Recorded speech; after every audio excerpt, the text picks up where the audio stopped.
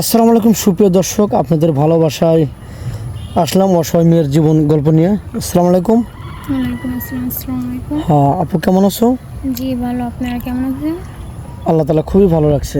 তো আজকে আবার আসলাম তোমাদের বাড়িতে। তো নিশ্চয়ই তুমি ভালো আছো? কি ভালো আছো কি? জি না, একটু বেশি না। ও, তো আজকে তোমার মনটা খারাপ কেন, একটু বলবা প্লিজ? মানে আজকে আমার দেখতে এসেছিল, তো দেখতে এসে এরকম যৌতুকের 50,000 টাকা চাইছে আর একটা বাইক চাইছে। তার জন্য হয় নাকি দিতে পারবো না দেখে। এই জন্য মন খারাপ? মানে দেখতে আসছিল, মানে তোমার বিয়ের সম্বন্ধে নিয়ে আসছিল? জি আশা করে 50,000 টাকা চাইছে, একটা বাইক চাইছে? জি।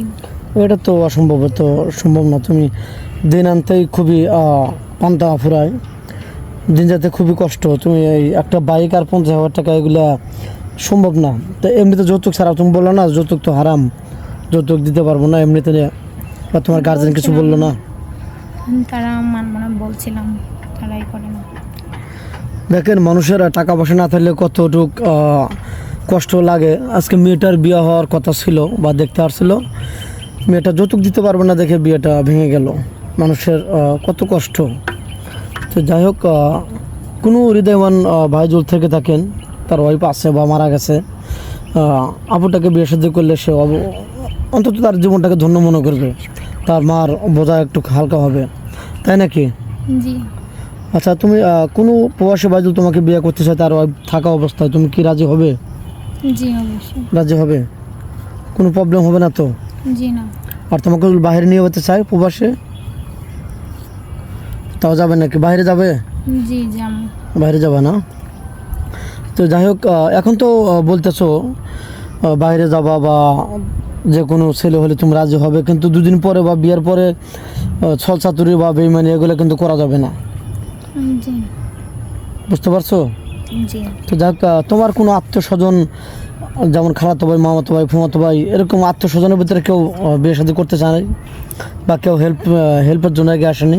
জি না। কেউ আগে আসেনি? আচ্ছা যাই হোক, তোমার কি যৌথ ফ্যামিলি ভালো লাগে না সিঙ্গেল ফ্যামিলি ভালো লাগে? মানে যৌথ ফ্যামিলি ভালো লাগে? জি। ও কেন? মানুষ তো চায় সিঙ্গেল ফ্যামিলি, যে খালি স্বামী থাকবে, আমি নিয়ে রং তামাশা করবো, ফুর্তি করবো, এনজয় করবো। কিন্তু তুমি পুরো ফ্যামিলি চাচ্ছ, তার মানে কি? পুরো ফ্যামিলি থাকা মানে অনেক ভালো। মানে তোমার বাবা নাই, তুমি সবাইকে নিয়ে আগলা রেখে জি চলতে চাও।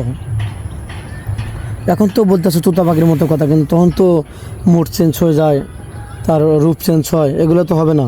জি না। সত্যি বলছো তো? অন্য মেয়ে করতে পারে, ঠিক আমি না। শ্বশুর শাশুড়ির খেজমত তো করতে পারবে বা করবে? জি অবশ্যই।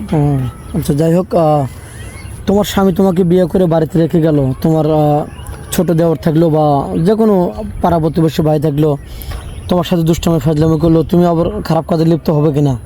জি না, তা হবো কি? সে আমার ছোট ভাইয়ের মতো। না, বলতে পারে যে ভাই তো বাইরে আছে, আসবে 3 বছর পরে, চলেন আমরা একটু হাস তামাশা করি, চলেন ছবি দেখতে যাই, চলেন একটু পার্কে ঘুরতে যাই, এগুলো করবে কি? জি না, ওইগুলো সব করবো কিসের জন্য? মানুষের বিশ্বাস নিয়ে খেলতে নেই, ঠিক আছে? তোমাকে বিশ্বাস করে রেখে যাবে, তার বিশ্বাসের অমর্যাদা কিন্তু করা যাবে না। না, এখন কি তোমার কিছু বলার আছে স্বামীকে নিয়ে? তুমি কিভাবে স্বামীকে রাখতে চাও? আমি রাখতে চাই যে আমার গোটা পরিবার যেন ভালো থাকে।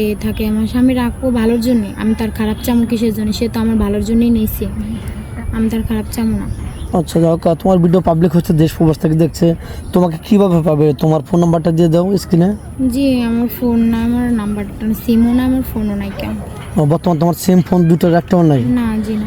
মেয়েটার কোনো ফোন নেই, স্ক্রিপ বাড়াতে চাচ্ছি না। আমাদের নাম্বার দেওয়া থাকবে, কেউ ভিডিও কল দেবেন না, ভিডিও কল দিলে ব্লক করতে বাধ্য হবো। অডিও কল দেবেন। ভালো থাকবেন, সুস্থ থাকবেন, এই বলে শেষ করছি। আল্লাহ হাফেজ।